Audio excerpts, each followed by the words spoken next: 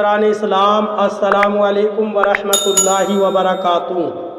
آپ تمامی حضرات سے گزارش کی جاتی ہے کہ خود بھی قرآن کریم کی تلاوت، ترجمہ اور تفسیر سماعت کیجیے، اپنے عزیز و اقارب اور رشتہ دار کو بھی شیئر کیجیے تاکہ آپ اس کے ذریعے صدقہ جاریہ کے مستحق ہو جائیں۔ اعوذ باللہ من الشیطان الرجیم، بسم اللہ الرحمن الرحیم۔ الذین یظاہرون منکم من نسائہم ما ہن امہاتہم ان امہاتہم الا اللائے ولدنہم وَإِنَّهُمْ لَيَقُولُونَ مُنكَرًا مِنَ الْقَوْلِ وَزُورًا وَإِنَّ اللَّهَ لَعَفُوٌّ غَفُورٌ۔ ترجمہ کنز الایمان۔ اللہ کے نام سے شروع جو نہایت مہربان رحم والا۔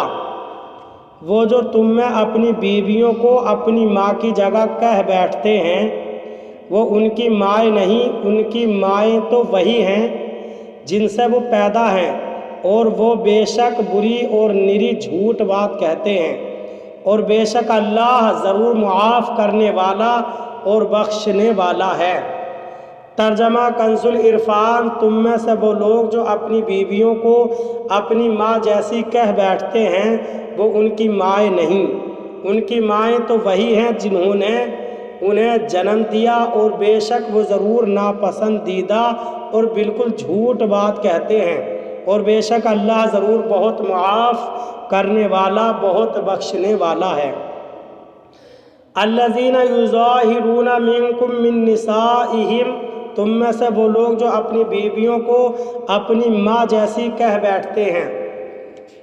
اس آیت میں زہار کی مذمت بیان کرتے ہوئے ارشاد فرمایا گیا کہ تم میں سے وہ لوگ جو اپنی بیویوں سے زہار کرتے ہیں اور انہیں اپنی ماں جیسی کہہ بیٹھتے ہیں، یہ کہنے سے وہ ان کی مائیں نہیں ہو گئیں، بلکہ ان کی مائیں تو وہی ہیں جنہوں نے انہیں جنم دیا ہے، اور بے شک زہار کرنے والے بیویوں کو ماں کہہ کرنا پسندیدہ اور بالکل جھوٹ بات کہتے ہیں۔ بیوی کو کسی طرح ماں کے ساتھ تشبیہ دینا ٹھیک نہیں، اور بے شک اللہ تعالیٰ انہیں ضرور معاف کرنے والا اور بخشنے والا ہے۔ اس آیت میں زہار کرنے والوں کا ذکر ہوا۔ اس مناسبت سے یہاں زہار کی تعریف اور اس کے متعلق 4 شرعی احکام ملاحظہ ہوں۔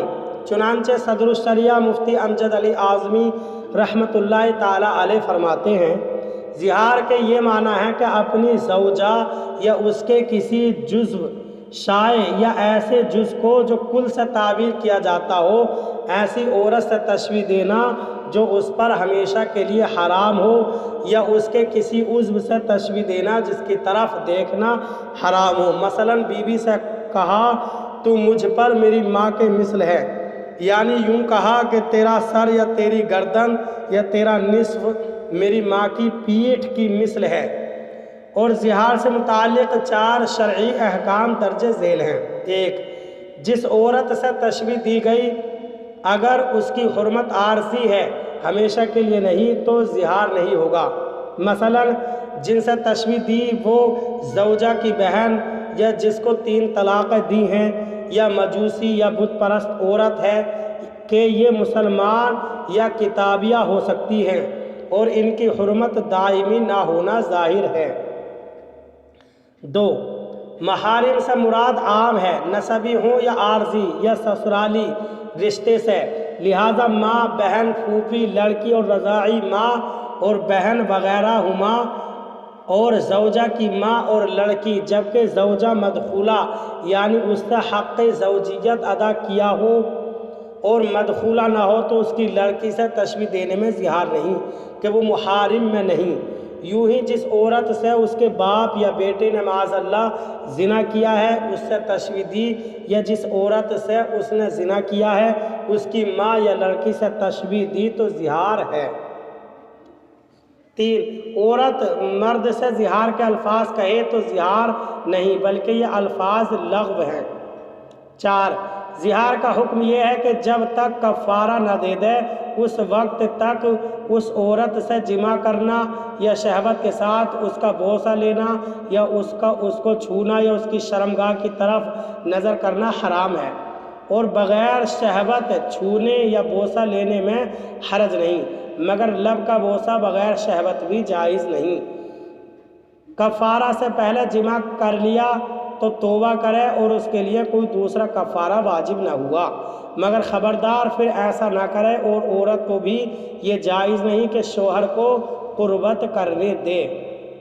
نوٹ: زہار سے متعلق مزید مسائل کی معلومات حاصل کرنے کے لیے بہار شریعت حصہ 8 سے زہار کا بیان مطالعہ فرمائیں۔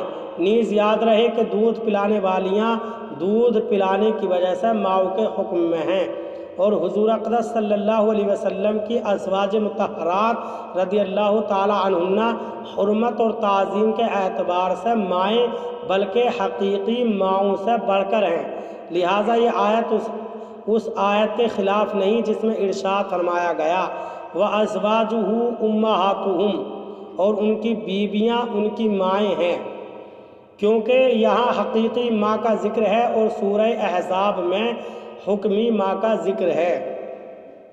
اللہ تعالیٰ عمل کی توفیق عطا فرمائے۔